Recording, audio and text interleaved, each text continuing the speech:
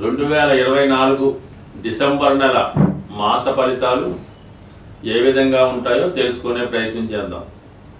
మేషరాశి వారికి ఈ డిసెంబరు నెలలో ఏర్పడినటువంటి గ్రహస్థితి పరిశీలించినప్పుడు ముఖ్యంగా పర్టికులర్గా ఈ నెలలో జరిగిన మార్పు మనం గమనిస్తే దశమ స్థానంలో శుక్రగ్రహ సంచారం, అంటే మనకి ఇంచుమించుగా డిసెంబర్ 2వ తారీఖు నుంచి నెలాఖరు వరకు 28, 27 తారీఖుల దాకా అటు ఇటుగా ఇంచుమించుగా నెలంతా కూడా ఈ మేషరాశి వారికి దశమ స్థానంలో శుక్రగ్రహ సంచారం.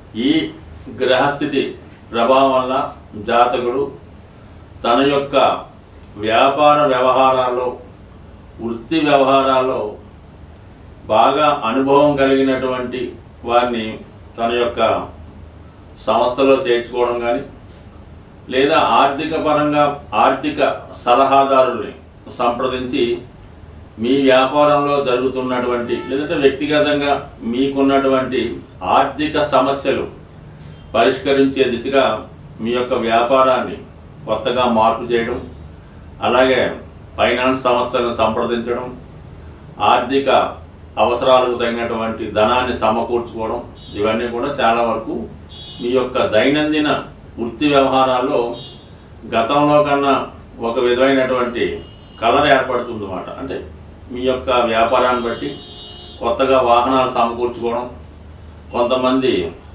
స్టాఫ్ని నియమించుకోవడం జరుగుతూ ఉంటుంది. ముఖ్యంగా ఈ సమయంలో మీ రాశి వారికి స్త్రీల యొక్క సహకారం అవసరం ఉంటుంది అన్నమాట. అంటే బాగా అనుభవం కలిగినటువంటి, వృత్తిలో ప్రావీణ్యం కలిగినటువంటి స్త్రీల యొక్క సహకారం కానీ, వారి యొక్క సలహా కానీ తీసుకోవడం వల్ల మీకు గతంలో కన్నా ఒక విధమైనటువంటి పబ్లిసిటీ పెరుగుతుంది, వ్యాపార అభివృద్ధి కూడా కలుగుతూ ఉంటుంది. సో దీనికి అనుగుణంగానే మనకి రాష్ట్రాధిపతిగా, అష్టమాధిపతిగా ఉన్నటువంటి కుజగ్రహం చతుర్థ స్థానంలో సంచరిస్తూ ఇదే నెలలో ఇంచుమించుగా మనకి డిసెంబర్ 6, 7 తారీఖులో వక్రగమనం పొందడం జరుగుతుంది. అంటే సాధారణంగా ఒక గ్రహం, ముఖ్యంగా సహజ పాపగ్రహాలైనటువంటి గ్రహాలు వక్రించినప్పుడు తమ యొక్క ప్రభావాన్ని గతంలో కన్నా చాలా ఎక్కువగా అమలుపరచడం జరుగుతూ ఉంటుంది. అటువంటి చతుర్థ స్థానంలో ఏర్పడినటువంటి ఈ కుజుని యొక్క స్థితి జాతకుడు తనకు ఉన్నటువంటి వనరులు, లేదంటే స్థిరాస్తి, లేదంటే వాహనాన్ని విక్రయించి వేరొక చోట స్థిరాస్తిని కొనే ప్రయత్నం జరుగుతుంటుంది. సో ఇది అవకాశంగా లాభసాటిగా మార్చుకునేవాళ్ళు, ముఖ్యంగా ఈ స్థిరాస్తి వ్యాపారంలో ఉన్నటువంటి వాళ్ళు వారి యొక్క భూమికి సంబంధించిన లావాదేవీలు, చరాస్తులు అమ్మీ కొనుక్కోవడంలో చాలా వరకు వీళ్ళు విజయం సాధించి చాలా వరకు వాటి దగ్గర ఉన్నటువంటి స్థిరాస్తుల్ని క్యాష్గా మార్చి వేరొక చోట ఇన్వెస్ట్మెంట్ చేయడానికి కూడా, అంటే చాలా వరకు చాలా బిజీగా గతంలో కన్నా ఎక్కువ టర్న్ ఓవర్ జరిగే అవకాశం ఉంది. ఇక ఈ శుక్రుడి పైన కుజుని యొక్క దృష్టి పడడం జరుగుతుంది. ముఖ్యంగా ఏంటంటే ఒక గ్రహం వక్రించినప్పుడు తనను ఉన్న స్థానం నుంచి సప్తమ స్థానం యొక్క రాశి మీద కూడా ప్రభావం చూపుతూ ఉంటుంది. అంటే కామన్గా ఒక గ్రహం సప్తమ భావం మీద తన దృష్టి ఉంటుంది. వక్రించినప్పుడు ఏంటంటే దాని బలం ఇంకా పెరిగి ప్రస్తుతం మరి కుజుడు మేషరాశి వారికి అక్టోబర్ 7వ తారీఖు నుంచి దశమ భావం మీద కూడా ఎక్కువ ప్రభావాన్ని చూపడం జరుగుతుంటుంది. మరి ఈ కారణం వల్ల మేషరాశి వారు ప్రస్తుతం చేస్తున్నటువంటి వృత్తి వ్యవహారాన్ని సడన్గా మార్పు చేయవచ్చు. అలాగే ఏదన్నా సంస్థలో ఉద్యోగస్తులైనటువంటి వారు అదనపు బాధ్యతలు స్వీకరించవలసి ఉంటుంది. టెంపరీగా వారికి ప్రమోషన్ లాంటిది రావచ్చు. మరి ఏదన్నా ఒక కారణాల వల్ల ఒక పై అధికారికో ఆ సంస్థలో ఉన్నటువంటి హెడ్ ఆఫ్ ది డిపార్ట్మెంట్ వారికి ఇబ్బంది రావడం వల్ల మీరు ఆ పోస్టులోకి టెంపరీగా ప్రవేశించడం, తర్వాత వృత్తిపరమైన అభివృద్ధి బాధ్యతలు ఈ దశమ స్థానంలో కుజ ప్రభావం వల్ల చాలా వరకు వృత్తిలో అథారిటీగా ఉండే అవకాశం ఉంది. అలాగే వృత్తిపరమైన సౌకర్యాలు కూడా చాలా వరకు పొందే అవకాశం ఉంది. ఫర్ ది సేమ్ టైం ఏంటంటే ఈ శుక్ర కుజుల సమసప్తక స్థితి మేషరాశిలో ఉన్నటువంటి స్త్రీలకు కానీ పురుషులకు కానీ, అంటే అబ్బాయిలకి అమ్మాయిలకి వివాహపరంగా ఉన్నటువంటి సమస్యలు, అంటే వివాహ సంబంధాలు చూసే ప్రయత్నంలో ఏదైనా వివాహ సంబంధం పెండింగ్లో ఉండడం కానీ, సంబంధం కుదుర్చుకున్న తర్వాత డిలే అవ్వడం కానీ జరిగే అవకాశాలు ఉంటాయి. అటువంటి వాటి నుంచి ఒక నిర్ణయానికి వచ్చి సడన్గా గతంలో కుదుర్చుకున్నటువంటి వివాహ సంబంధం కాకుండా వేరే సంబంధం కుదుర్చుకొని వివాహానికి కూడా తగు నిశ్చితార్థం కానీ వివాహం కానీ ఫిక్స్ చేసుకునే అవకాశం ఉంది. అంటే మొత్తం మీద ఈ శుక్ర కుజ గ్రహాలు ఈ మేషరాశి వారికి అటు వివాహ సంబంధాలు కుదర్చడంలోనూ వివాహపరంగా ఉన్నటువంటి సమస్యలు పరిష్కరించడంలోనూ చాలా వరకు సహకరించే అవకాశం ఉంది. బట్ ఏదైనా ఈ మార్పు ఈ మేషరాశిలో ఉన్నటువంటి అబ్బాయిల కన్నా స్త్రీలకు చాలా ఎక్కువ ఫలితం ఇవ్వడం జరుగుతుంటుంది. వారికి ఉద్యోగ ప్రయత్నంలో కానీ విదేశ ప్రయత్నంలో కానీ చాలా వరకు సహకరించే అవకాశం ఉంది.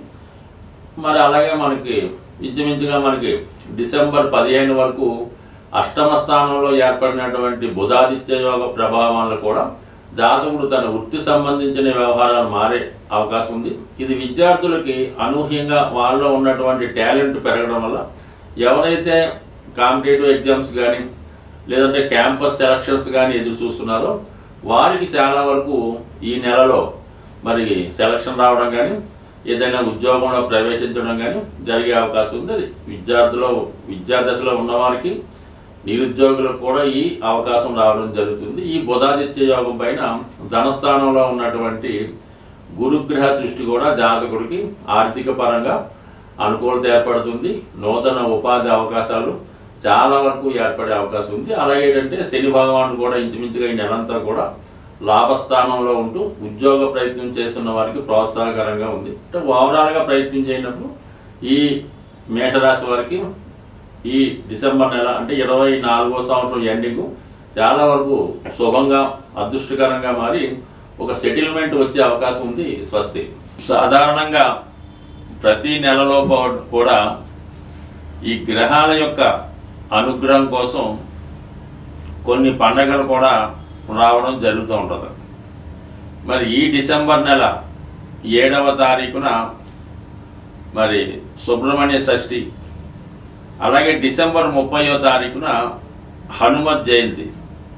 ఇవి కోయిన్సైడ్గా ఆలోచించినప్పుడు సుబ్రహ్మణ్య స్వామి మరి కుజుని యొక్క అవతారం అనుకోవచ్చు, కుజుని యొక్క అధిదేవత అనుకోవచ్చు. ఎవరైతే సంతాన సమస్యలతో బాధపడుతున్నారో, అంటే సంతానం కొరకు ఎదురు చూస్తున్న వాళ్ళు, అలాగే వివాహం కొరకు ఎదురు చూస్తున్నటువంటి వధూవరులు, వీళ్ళకి ఈ సుబ్రహ్మణ్య అనుగ్రహం తప్పనిసరి. దాని తర్వాత చాలామందికి సంతానం కలిగినప్పటికీ కూడా వారి యొక్క ఎదుగుదల కరెక్ట్గా లేకపోవడం, తరచూ వాళ్ళకి ఏదో చిన్న చిన్న అనారోగ్య సమస్యలు రావడం, ఇవన్నీ కూడా మరి సుబ్రహ్మణ్య స్వామి యొక్క అనుగ్రహంతో తగ్గిపోవడం జరుగుతుంది. అటువంటి వారు, అలాగే ఎక్కువగా రుణ సమస్యలతో బాధపడుతున్నవారు, భార్యాభర్తల మధ్య అనుకూలత లేనివారు కంపల్సరిగా ఈ డిసెంబర్ 7వ తారీఖున విధి విధానంగా ఉపవాసం ఉండి సుబ్రహ్మణ్య స్వామిని ప్రత్యక్షంగానూ పరోక్షంగానూ ఆరాధించడం వల్ల మరి వీలైన మటుకు మరి అనుకూలం లేనివారు వారు గృహంలోనే సుబ్రహ్మణ్య స్వామి వారిని ఫోటో దగ్గర శ్రేష్టమైనటువంటి ఆవు పాల్లో కొద్దిగా తేనె వేసి నైవేద్యంగా పెట్టి ఎవరైతే మరి ఎవరికైతే సంతానం కావాలో వాళ్ళు, వివాహం కావాలో వాళ్ళు సంపూర్ణంగా దాన్ని ప్రసాదంగా స్వీకరించడం ఒక క్రియ ద్వారా కంపల్సరీగా వాళ్ళకి సమస్యలు సాల్వ్ అవుతాయి. అలాగే హనుమత్ జయంతి 30వ తారీఖున హనుమంతుడు ఏ కోరికన్నా తీర్చగలడు. మరి ఈ కలియుగంలో హనుమంతుడు ఇచ్చినంత తొందరగా ఏ గ్రహం కూడా, అంటే ఏ దైవం కూడా మనకి అనుగ్రహాన్ని ఇవ్వలేదు. అసలు శనిగ్రహ అనుగ్రహం కావాలన్నా, కుజగ్రహ అనుగ్రహం కావాలన్నా హనుమంతుని యొక్క ఆరాధన తప్పనిసరిగా ఉండాలి. ఇక ఈ డిసెంబర్ 30వ తారీఖున హనుమత్ జయంతి సందర్భంగా మరి సాధారణంగా ఎవరైతే మరి ఆర్థిక సమస్యలు, వివాహ సమస్యలు, భార్యాభర్తలు ఈ రెండు కూడా సేమ్ కుజుడు సంబంధించినవి అనుకుందాం. అటువంటి వారు ఈ హనుమత్ జయంతి రోజు తమలపాకులతో స్వామిని పూజ చేయించి అష్టోత్తరం అర్చించి వీలైతే వడమాల అంటే తయారు చేయించవచ్చు, వడలో తయారు చేసి నైవేద్యంగా పెట్టి భక్తులకి పంచిపెట్టడం వల్ల చాలా వరకు వాళ్ళ యొక్క సమస్యలు సాల్వ్ అవుతాయి. ఇంకా ఈ సమస్య ఈ పరిహారం వల్ల సాల్వ్ అవుదన్నది ఉండదు. ఎవరైతే ముఖ్యంగా వివాహ సమస్యలు సంతాన సమస్యలతో ఇబ్బంది పడుతున్నారో అసలు ఈ హనుమత్ జయంతి రోజే కాదు, ఏదైనా ఒక మంగళవారం అంటే మీరు ఎంత చేయగలిగితే అంత ఈ కోతులు తిన్నటువంటి అరటిపళ్ళు కానీ ఏ ఫలాలైనా సరే పర్వాలేదు, అలాగే బెల్లం, అలాగే శనగపప్పు ఇవన్నీ కూడా మిక్సీగా చేసి సాధారణంగా రోడ్ల మీద గట్టా కాకుండా ఒక ప్రశాంతంగా ఊరి చివరిలో ఉన్నటువంటి ఎక్కడైతే కోతులు ఉంటాయో ఆ తోటలో కానీ రోడ్డుకి దూరంగా కానీ కోతులకి ఆహారంగా వేయడం వల్ల అంటే ఇది ఒకటో రెండో కాకుండా అవి ఖచ్చితంగా మరి ఒక లంసంగా ఉండాలి. ఇది ఒక 2 అరటిగెలలో అలా మాట. ఆ విధంగా కోతులకి ఆహారం పెట్టడం వల్ల ఇంతవరకు కూడా ఈ సమస్య జరగలేదన్నది మాత్రం ఉండదు. ఒకసారి వీలైతే హనుమత్ జయంతి రోజు ఒకసారి ప్రయత్నం చేసి చూడండి. అంటే దీర్ఘకాలిక సమస్యలతో ఉన్నవాళ్ళు, ఇక మనకి వేరే దారి లేదు అనుకున్న వాళ్ళు ఈ కొద్దిపాటి రెమెడీ చేయడం వల్ల సంపూర్ణంగా మీకు ఎక్కడి నుంచి వస్తుందో అనుగ్రహం కానీ కంపల్సరిగా మీ యొక్క సమస్యలు సాల్వ్ అయ్యే అవకాశం ఉంది. స్వస్తి.